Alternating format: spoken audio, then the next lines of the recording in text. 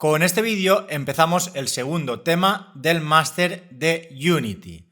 En primer lugar, veremos un índice con cada uno de los puntos que desarrollaremos en esta unidad y luego ya más tarde empezaremos con un ejercicio de repaso para asimilar bien todo lo que hemos visto en el tema 1. Y este ejercicio consistirá en simular un shooter en primera persona. No obstante, ahora en la primera versión únicamente utilizaremos las herramientas que hemos visto en la primera unidad. Y ya, a medida que vayamos avanzando en este segundo tema, iremos viendo conceptos relacionados con las físicas e iremos modificando el shooter. Pero como digo, de momento no vamos a utilizar las físicas, simplemente lo haremos con todo aquello que se ha visto en la primera unidad. Y para que os hagáis una idea del resultado que obtendremos cuando termine el vídeo, pues aquí podéis ver una pequeña demo.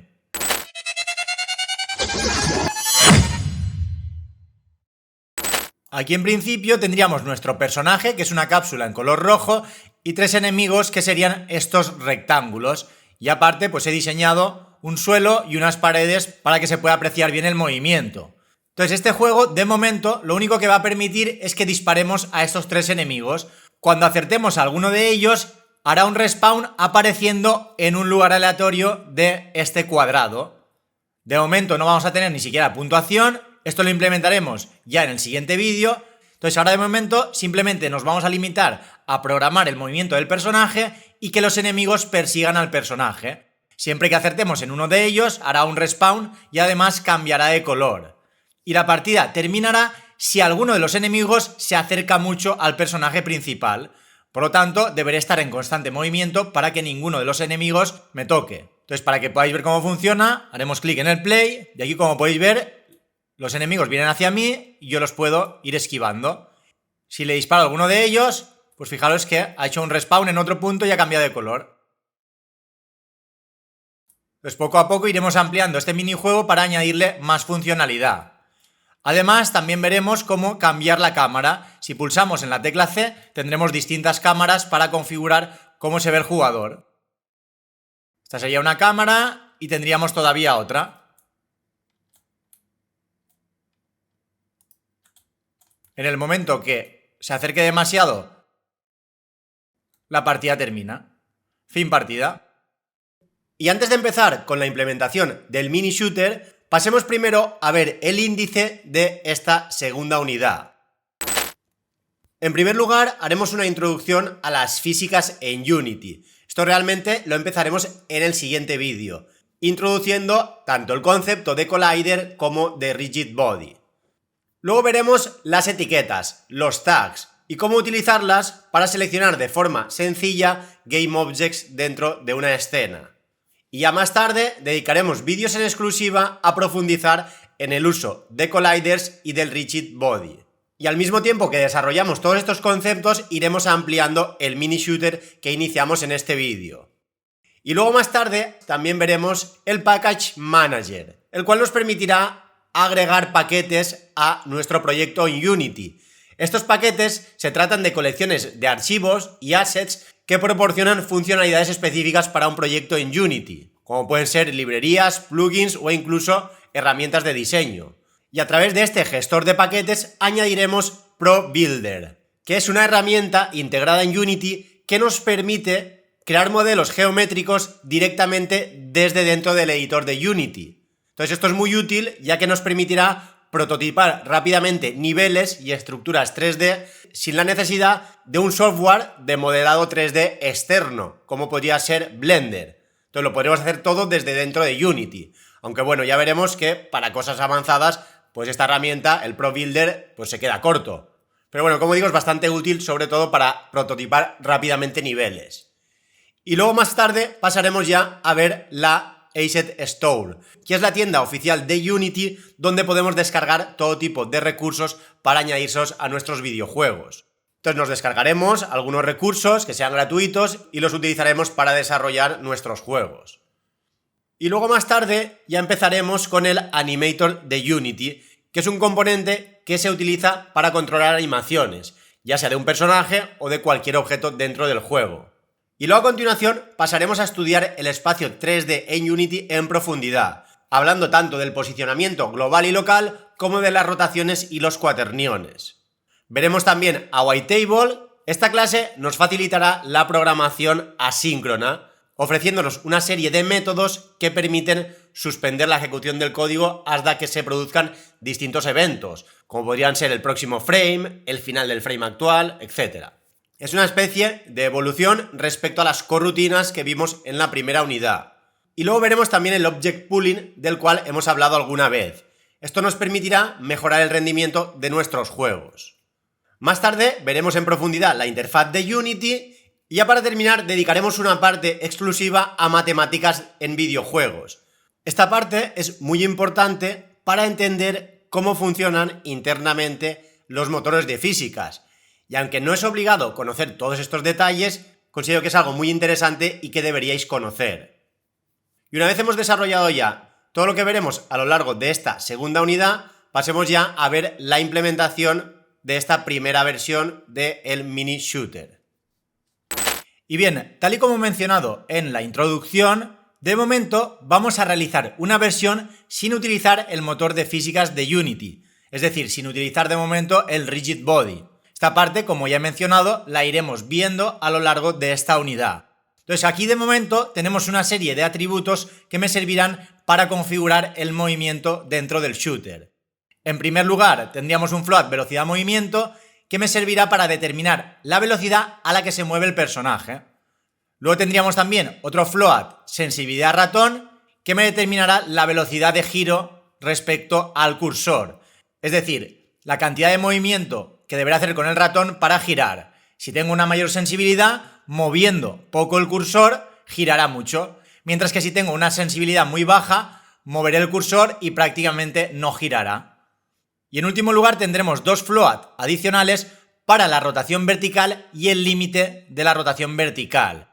La rotación vertical me determinará la rotación que tengo sobre el eje vertical, es decir, arriba y abajo, mientras que el límite lo utilizaré para que cuando movamos el cursor hacia arriba, para rotar la vista, en ningún momento pueda dar la vuelta, es decir, tenga un límite superior e inferior. De lo contrario, si no tuviera un límite en la rotación, tal y como lo tengo programado, podría estar dando vueltas el personaje en vertical, y esto no tendría ningún sentido. Sí que se puede rotar en horizontal sin ningún problema, todo lo que queramos, pero en vertical no, ya que al simular el comportamiento de una persona, pues hay un límite vertical tanto por arriba como por debajo de la zona que se podrá ver. Entonces, una vez tenemos definidos esos atributos, a continuación deberíamos incluir todo este código que tenemos bajo para permitir el movimiento de ese personaje. Estas tres primeras líneas lo que hacen es mover al personaje, mientras que las de abajo lo que harán es rotarlo. Aquí un detalle importante es que al ser un juego en primera persona, lo que haremos es al GameObject del personaje asociarle este script y la cámara principal deberemos ponerla como hija del GameObject personaje para que en todo momento siga al personaje principal. No obstante, deberemos tener en cuenta que al poner la cámara como hija del personaje principal, la cámara obtendrá su transform a partir del transform del padre, en este caso del personaje. Por tanto, si el personaje se mueve, se moverá con él, pero si rota, también rotará con él. Entonces, en el movimiento no tendremos ningún problema, que son estas tres primeras líneas, pero en la rotación sí que hay que tener en cuenta una serie de detalles. Pasemos a ver, en primer lugar, el movimiento por el espacio 3D. Aquí está el primer float, move adelante-atrás, toma como referencia input getAxis vertical y lo multiplica por la velocidad de movimiento del personaje y por time delta time. Si recordáis de la primera unidad, esto es muy importante para que tengan en cuenta la velocidad independientemente de la tasa de frames. Entonces, en todo momento se estará moviendo a 10 unidades por segundo. Si no entendéis lo que estoy diciendo y no sabéis lo que es time delta time, deberíais ver el primer tema del máster, ya que todo esto se desarrolla con profundidad. Entonces, aquí en definitiva, lo que hará este método es obtener de la entrada del usuario el movimiento vertical. Entonces, primero tendríamos el método input getAxis vertical, que lo que hace es devolverme un valor entre -1 y 1 en base a la entrada de movimiento vertical respecto al teclado. Es decir, si pulsamos las flechas arriba y abajo o las teclas W y S. Entonces me devolverá un valor entre -1 y 1 y lo multiplicará por la velocidad de movimiento y time delta time. Mientras que abajo hará lo mismo utilizando getAxis horizontal. En este caso, de nuevo, me devuelve un valor entre -1 y 1, pero teniendo en cuenta el eje horizontal, que serían las flechas del teclado, izquierda y derecha, y las letras A y D. Entonces, de nuevo, se multiplica por velocidad de movimiento y por time delta time. Entonces, una vez tenemos ya la cantidad de movimiento, tanto en el eje vertical como en el eje horizontal, ya podemos hacer un transform translate pasándole, en primer lugar, el movimiento izquierda-derecha, que representa el eje X. En el eje Y lo vamos a dejar igual, ya que esto representaría realmente si el personaje salta o se agacha, mientras que en el eje Z, movimiento adelante-atrás, quedará representado por las flechas arriba y abajo o las teclas W y S. Entonces, con estas tres líneas moveríamos al personaje y a continuación ya pasaríamos a la rotación. Entonces, en primer lugar tendríamos la rotación horizontal. En este caso, lo que hacemos es recibir la entrada de mouse X, el cual capturará el movimiento horizontal del ratón. Ese mismo movimiento, a su vez, lo multiplicaremos por la sensibilidad del ratón. Si tiene más sensibilidad, hará que al moverse menos tenga un valor más alto. Por lo tanto, la rotación horizontal será más rápida cuando mayor sea la sensibilidad del ratón. Entonces, a continuación, el personaje lo rotamos sobre el eje Y. Esto, como ya se explicó, se pone en el eje Y porque estamos rotando respecto a lo que es el eje vertical. Entonces, el eje vertical es sí. Si roto sobre ese eje, estoy girando hacia la izquierda y hacia la derecha. Mientras que en los ejes X y Z lo pondremos a 0. Únicamente estaremos rotando a la izquierda y a la derecha. Mientras que abajo tendríamos la rotación vertical. Para ello capturaremos el movimiento vertical del ratón a través de input getAxis mouseDay y de nuevo multiplicaremos por la sensibilidad del ratón. No obstante, aquí vamos a trabajar de forma distinta a la rotación horizontal. Aquí lo que haremos es acumular en rotación vertical esa rotación que se ha realizado a través del ratón y ajustada por la sensibilidad del ratón. Entonces, para ello haremos un menos igual, para que el movimiento hacia arriba del ratón resulte en mirar hacia arriba. Y además, esa misma rotación vertical, una vez la tengamos ajustada, la vamos a limitar según el límite de rotación vertical. Como ya explicamos también, este clamp lo que hará es el valor rotación vertical ajustarlo entre menos límite de rotación vertical y límite de rotación vertical. Es decir, si rotación vertical es menor a menos 45, se quedará en menos 45. Si rotación vertical, por el contrario, es superior a 45, en este ejemplo, pasará a ser 45. Si quisiéramos un poquito más de rotación, pues simplemente sería ajustar este valor del límite de rotación vertical. Y finalmente, un detalle importante es que aquí sí que vamos a rotar la cámara. Entonces, como la cámara realmente está como hija del personaje, la rotaremos a través de cámara main.transform.localRotation para que aplique la rotación sobre la cámara. Entonces, a esta rotación le asignaremos Quaternion Euler, rotación vertical 0,0. Realmente estamos aplicando la rotación a la cámara principal, afectando únicamente a la rotación en el eje X, que es la rotación vertical, hacia arriba y hacia abajo. Esta función la vimos, pero tampoco la desarrollamos en detalle. La veremos con más profundidad en esta unidad. Pero básicamente lo que hace es convertir las rotaciones de Euler en un cuaternión, que es el formato utilizado por Unity para representar rotaciones. Sin embargo, aquí hay un detalle importante, y es que estoy rotando la cámara pero no al personaje. Esto es porque en principio el personaje va a ser una cápsula y no lo vamos a rotar. Es decir, el personaje en todo momento estará recto.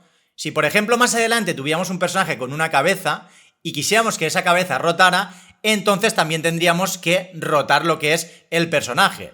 Bueno, en realidad no sería rotar el personaje, sería rotar la cabeza del personaje. Pero como ahora de momento tenemos una simple cápsula, únicamente rotaremos en vertical lo que es la cámara. Pero claro, ahora podríais pensar, ¿y por qué no hemos rotado también en horizontal la cámara? Porque como realmente es hija del GameObject que representa al personaje, si el personaje rota a la izquierda y a la derecha, la cámara rotará con él, porque lo hace en base a su transform. Entonces, por ello, en rotación horizontal no hace falta ni mover la cámara ni rotarla, porque lo hará en base al transform del padre, que es el personaje. No obstante, como en la rotación vertical no vamos a rotar el personaje, sí que debemos indicar de forma explícita cómo rotará la cámara. Entonces, con todo esto ya tendríamos lo que es el movimiento básico del personaje. Entonces, de momento vamos a crear la escena desde cero y a comprobar que el personaje se mueve de forma correcta y la cámara lo sigue. Entonces, para ello iremos a Unity y vamos a crear una nueva escena. Create Scene Mini Shooter. Haremos doble clic y vamos a pasar a añadir los distintos elementos. Por ejemplo, primero que nada crearemos un plano. 3D Object Plane. Vamos a hacer un reset de su transform y en la escala le vamos a poner tanto en el eje X como en el eje Z 20. Y además le añadiremos un material que creamos en el tema 1 al cual le llamábamos suelo. Además le cambiaremos el nombre para que sea significativo poniéndole suelo. Y bien, ahora a continuación vamos a crear las distintas paredes que tendrá este escenario. Para ello vamos a crear un GameObject vacío y le llamaremos paredes. Y dentro crearemos un 3D Object de tipo Cube y le llamaremos pared 1. En este caso le vamos a poner la escala a 100 en el eje X y 10 tanto en el eje Y como en el eje Z. Entonces, al tener escala 10, para que esté justo encima del plano, vamos a ponerle que la posición en el eje Y pues sea la mitad de la escala, en este caso 5. Y por ejemplo, en el eje Z le vamos a poner 50. Y a esta pared también le vamos a poner un material parecido al del suelo, pero en este caso al que hemos llamado pared. Y para que no sea tan parecido, el suelo lo vamos a poner en un material que teníamos creado también llamado suelo metal. Entonces lo arrastraremos y tendremos ese suelo así metálico. Luego paredes también le voy a hacer un reset para que esté justo la altura de la pared como la habíamos configurado. Entonces, al ser una pared de escala 10 en el eje Y, si la ponemos en la posición que es la mitad de la escala, pues cuadrará perfectamente. Entonces, a continuación voy a duplicar la pared, control C y control V, le pondré de nombre pared 2 y lo único que haremos es cambiarle la posición en el eje Z. En vez de 50 le pondremos menos 50 para que el escenario simule un cuadrado.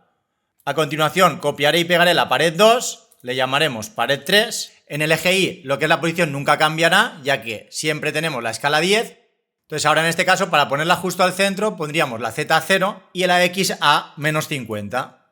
Entonces ahora simplemente rotaríamos sobre el eje X, por ejemplo a 90, y de nuevo duplicaríamos, control C y control V, le llamaríamos pared 4, y en el eje X, en vez de menos 50, lo pondríamos a 50. Y con ello ya tendríamos el suelo y las paredes. A continuación vamos a crear el personaje principal. Para ello, 3D Object y Capsule. Le llamaremos personaje, haremos un reset para dejar el transform a 0 y la escala 1. Y aquí, como podéis ver, la cápsula se queda justo cortada por la mitad, porque realmente tiene altura 2. Entonces, para que quede justo arriba, la posición en el eje Y la pondremos a 1. Y además le aplicaremos el material este en color rojo. Entonces, ahora lo siguiente sería colocar la cámara como hija del personaje. Para ello la arrastramos a personaje y ahora ya estaría dentro. Entonces, a continuación lo que haremos es colocar la cámara para que esté justo simulando pues lo que sería la cabeza del personaje. Entonces la Z la pondremos a 0, podríamos acercar para verlo mejor y la vamos a subir un poco, por ejemplo a 0,7. Entonces ya tendríamos el personaje con las paredes y el suelo. Entonces ahora nos faltaría asociarle al personaje el script que hemos visto en la diapositiva. Entonces para ello vamos a ir a la carpeta scripts, donde tenemos el script que hemos visto en la diapositiva llamado controlador movimiento shooter. Este script tiene los 4 atributos que hemos mencionado antes y en el update tiene, en primer lugar, el movimiento del personaje y luego la rotación horizontal y vertical. Entonces, si ahora volvemos a Unity y ejecutamos esta escena, pues como podéis comprobar, a medida que movemos el ratón va rotando lo que es la cámara y si pulsamos las teclas arriba, abajo, izquierda o derecha, lo puedo ir moviendo. Entonces, de momento el personaje ya se mueve y podemos girar sin ningún problema. Entonces, ahora lo siguiente sería hacer que dispare. Para ello vamos a volver de nuevo a la presentación y pasaremos a la siguiente diapositiva. Una de las posibles formas de configurar el disparo del personaje sería utilizando un raycast, como vimos ya en la unidad 1. No obstante, para que funcione, deberemos bloquear el cursor justo al centro de la pantalla. De este modo, si usamos una mirilla en el centro, ese rayo siempre lo vamos a disparar justo en el centro de la pantalla, que es realmente donde tendremos la mirilla. Entonces, siempre que hagamos clic con el botón izquierdo del ratón, lanzaremos un raycast y si hay algún impacto con algún GameObject que tenga un collider, entonces en ese caso, pues mostrará por consola el disparo impactado con algo. Importante, como digo, bloquear el cursor justo al centro de la pantalla. Esto lo conseguimos con cursor lock state igual a cursor locked mode locked. Y además, si no quisiéramos ver el cursor, también podríamos hacer un cursor visible igual a false. De este modo no veríamos el cursor en pantalla. Entonces, aquí realmente lo que estamos haciendo es, siempre que impactamos con algo, mostrar un mensaje por consola, pero lo ideal sería que si impactáramos con algo, pues ejecutara un método en concreto asociado a ese algo donde se ha producido el impacto. Entonces, como vimos ya también, a través de ejemplos en la unidad 1, podríamos hacer lo siguiente. Siempre y cuando ese rayo impacte con algo, lo que haremos es obtener a través del impacto el collider, el GameObject y el componente de un objeto que se supone que tendrá ese GameObject de la escena. Entonces, aquí al ponerle interrogante, lo que estamos haciendo es invocar el método destruir objetivo de la clase enemigo shooter siempre y cuando haya impactado sobre algún GameObject que tenga el componente enemigo shooter. Si impactamos con algún GameObject de la escena que no tenga este componente, esto comprobará que es igual a null y no invocará ningún método ni dará ningún error. Únicamente se invocará el método destruir objetivo de la clase enemigo shooter cuando impactemos con el rayo en algún GameObject que tenga este componente. Entonces, a partir del ejemplo anterior, vamos a añadir ahora este código. Primero colocaremos el cursor y luego, dentro del update, incluiremos este if y si impacta con algún GameObject que tenga este script, además invocaremos a este método. Entonces, para que podáis ver cómo funciona realmente todo esto, pues vamos a volver de nuevo a Unity y dentro del script controlador movimiento shooter, aquí en primer lugar, en el start, ocultamos el cursor y bloqueamos el cursor al centro de la pantalla. Y a continuación en el update, bajo del movimiento y de la rotación, incluiremos este if para que cuando hagamos clic con el botón izquierdo lance un rayo justo al centro de la pantalla. Y si hay algún impacto, comprobará si ha impactado con algún GameObject que tiene el componente enemigo shooter y si lo tiene, invocará destruir objetivo. Entonces lo siguiente sería, pues, programar este método. Para ello, tengo aquí la clase enemigo shooter, que es un script que voy a incluir en cada uno de los enemigos del juego. Este script tendrá una velocidad de movimiento del enemigo y un lado zona respawn. Aparte de un GameObject objetivo, ya que en principio esos enemigos deberían perseguir al personaje principal. Aunque bueno, de momento podríamos eliminar toda esta parte de aquí y de momento centrarnos únicamente en el método destruir objetivo, que es aquel que se invocará siempre y cuando el raycast impacte con algún GameObject de la escena que tenga como componente el script enemigo shooter. Entonces lo que conseguiremos cuando impactemos con algún enemigo es que cambie el color de su material a un color aleatorio y además invoque al método cambiar posición objetivo. Este método realmente lo único que hace es cambiar la posición del GameObject que tiene asociado este script, que en este caso es el enemigo, estableciendo transform position a un vector 3 con un aleatorio tanto para el eje X como para el eje Z, mientras que Y no cambia. Entonces ese aleatorio se basa en el valor del lado zona respawn. Entonces será un valor entre menos 40 y 40. Por lo tanto, el posible respawn será en un cuadrado de lado 80, ya que incluimos menos 40 y 40 tanto en el eje X como en el eje Z. Entonces podrá hacer un respawn en cualquier punto dentro de ese cuadrado del lado 80. De hecho, vamos a guardarlo y vamos a crear los enemigos.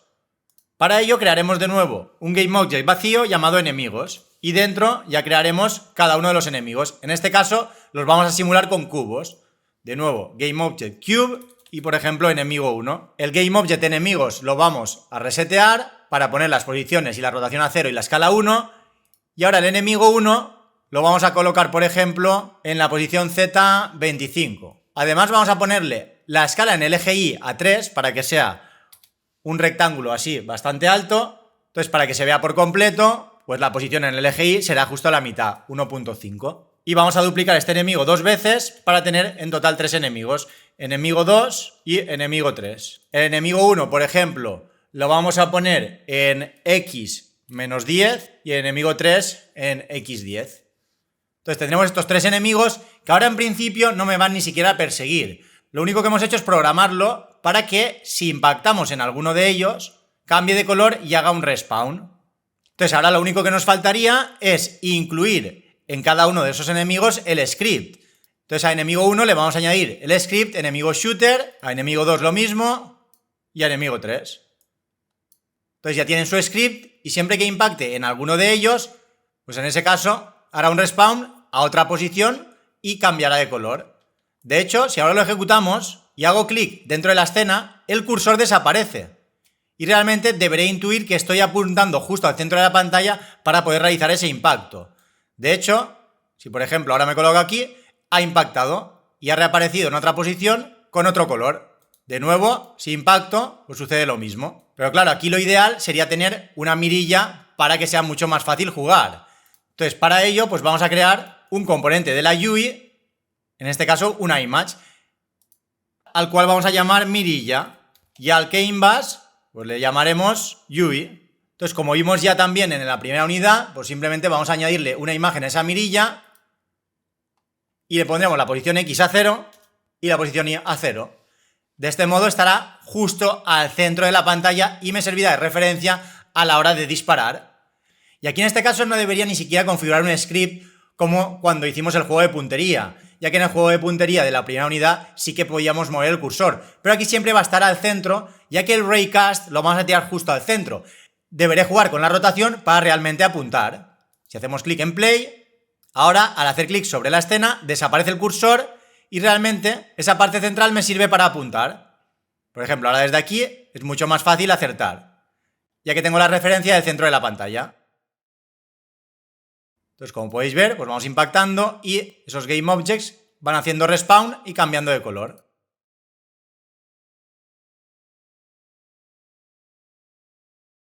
Y bien, pues vamos ahora a la presentación para ver también cómo podríamos configurar distintas cámaras e ir alternando entre ellas. Un ejercicio muy similar a este también lo realizamos en la primera unidad. Lo único que deberemos hacer es crear un array de vector 3 con las distintas posiciones de la cámara y un índice que me servirá para recorrer ese array. En principio lo tendremos a 0 y estaremos en la posición 0 del array.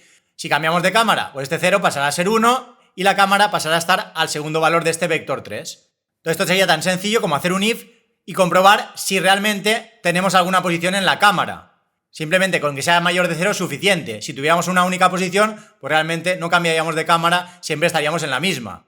Entonces, si al menos tenemos una posición dentro de ese array de vector 3, entonces comprobamos si hemos pulsado la tecla C. Esta tecla nos servirá para cambiar la cámara. Entonces, si hemos pulsado la tecla C y tenemos como mínimo una posición en ese array, entonces lo que hacemos es cámara main transform local position y aquí realmente pues accederemos a una posición en base al resultado de esta expresión.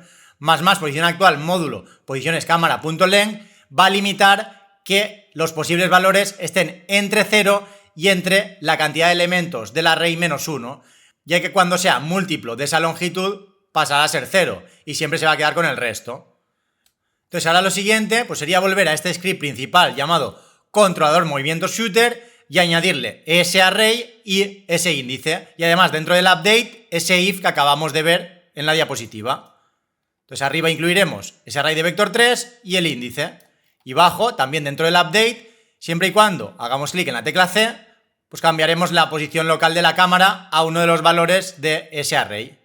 De hecho, si ahora lo guardamos y volvemos a Unity, al ir a personaje, aquí abajo ya nos aparece posiciones cámara, que es el array de vector 3.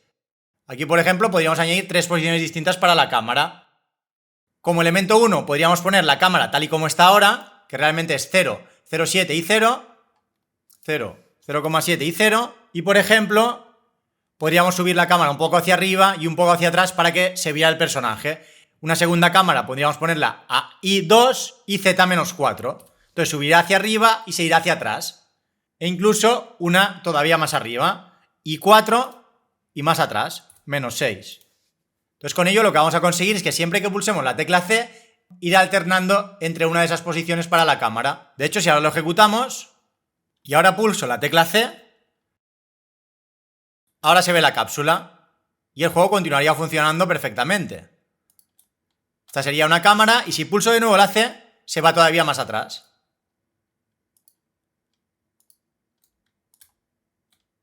Al tener 3 posiciones, si vuelvo a pulsar la C, ahora pasa a la cámara que tenía de inicio. Y así podría alternar entre cada una de las cámaras.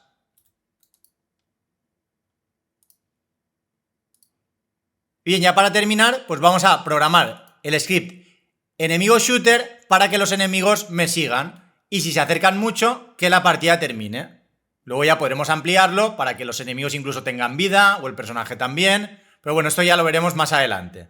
Ahora de momento lo que voy a hacer es incluir un private GameObject objetivo. Este GameObject deberá ser el personaje principal. Entonces, al ponerlo como privado, lo debo establecer directamente a través de código. Entonces, una forma rápida de hacerlo es teniendo una clase que tenga la referencia al personaje.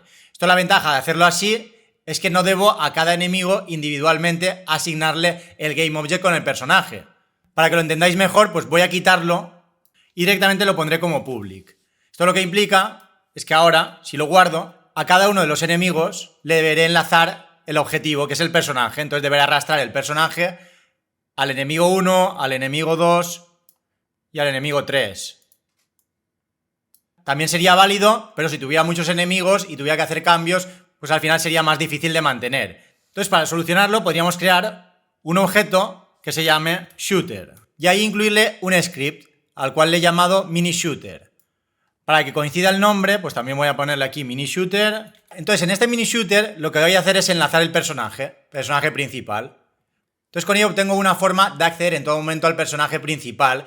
Y si, por ejemplo, también tuviera otros GameObjects a los cuales quiero acceder desde cualquier script, pues lo podría incluir aquí y también accedería fácilmente a través de esta clase. Entonces vamos a volver de nuevo al script y lo dejaremos como estaba antes. En vez de public lo dejamos private y en el start le indicaremos que objetivo es igual a mini-shooter instance personaje principal. Esta clase básicamente lo que tendrá es un texto de fin de partida y un GameObject que representa el personaje principal. Y a partir de ahí, más adelante, ya lo podremos ir ampliando.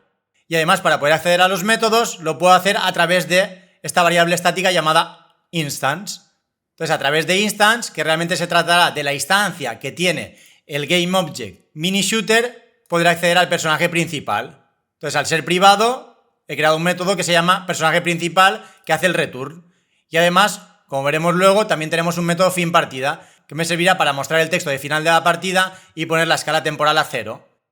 Ahora, no obstante, vamos a seguir con enemigo shooter para que podáis ver el update, ya que destruir objetivo y cambiar posición objetivo ya los habíamos visto, que eran los métodos que se encargaban de hacer el respawn y cambiar el color cuando impactamos sobre algún enemigo. Este código del update también lo hemos visto muchas veces en la primera unidad. Y de hecho incluso lo hicimos todo de forma manual para que entendierais cómo funcionaban estos métodos por dentro. Básicamente aquí lo que hacemos es medir la distancia entre el objetivo y un GameObject que tiene asociado la distancia actual. Entonces esta distancia nos servirá para saber si la partida ha terminado. Mientras la distancia al objetivo sea mayor a 1, lo iremos siguiendo. Mientras que si es 1 o menos, la partida terminaría. Entonces invocaríamos al método fin partida de la clase mini-shooter a través de instance. Esto realmente lo que hace es mostrar un texto y la escala temporal pasará a ser 0, por lo tanto los enemigos ya no se moverán y la partida ya no seguirá. Entonces además, para seguir al objetivo, pues también teníamos el método moveTowards. Este método también lo desarrollamos con profundidad en la unidad 1, que básicamente lo que hace es calcular pues, la distancia entre el transform actual y el transform objetivo, y a partir de ahí utilizar la velocidad por time delta time para que se vaya acercando a ese objetivo a una velocidad constante. Entonces ya lo último que nos faltaría sería a este script añadirle un componente de tipo TextMexPro GUI. Este componente todavía no lo hemos visto, pero es similar al TextGUI, que nos servirá pues, para mostrar en la interfaz un texto. Entonces para ello pues vamos a ir de nuevo a GUI y vamos a añadir dentro de GUI un componente de tipo TextMexPro. Le pondremos un tamaño, por ejemplo, de 50 o de 100 mejor, lo vamos a poner centrado y de texto pondremos pues fin partida. Pondremos el ancho un poco más grande a 500 y la altura también a 500. Aquí habrían muchísimas formas de configurar estas letras, lo veremos más adelante, pero bueno, yo de momento lo he puesto en color rojo y un pequeño borde en color negro. Entonces lo siguiente sería este texto, al que podríamos llamar fin partida, asignárselo a mini-shooter, lo arrastraríamos fin partida a mini-shooter para tenerlo enlazado. Y además ahora, fin partida, vamos a deshabilitar el TextMexPro GUI, para que en principio no se vea el texto. Entonces realmente será cuando se invoque el método fin partida, cuando hagamos el texto fin partida enable igual a true y paremos el tiempo. Como en principio no está habilitado, pues al habilitarlo es cuando veremos el texto. Y ahora sí, podríamos jugar y comprobar pues, que si algún enemigo se acerca mucho, la partida termina. Podríamos esquivar, disparar, cambiar de cámara.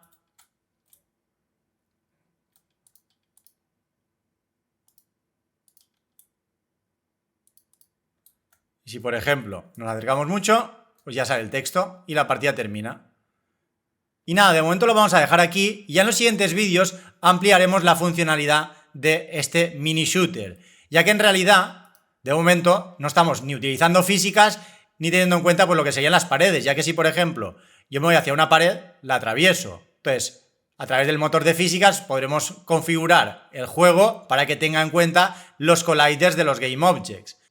Entonces, poco a poco, pues iremos ampliando el shooter y añadiendo elementos que ya se han visto y otros nuevos. Y nada, ya con esto terminamos con el vídeo.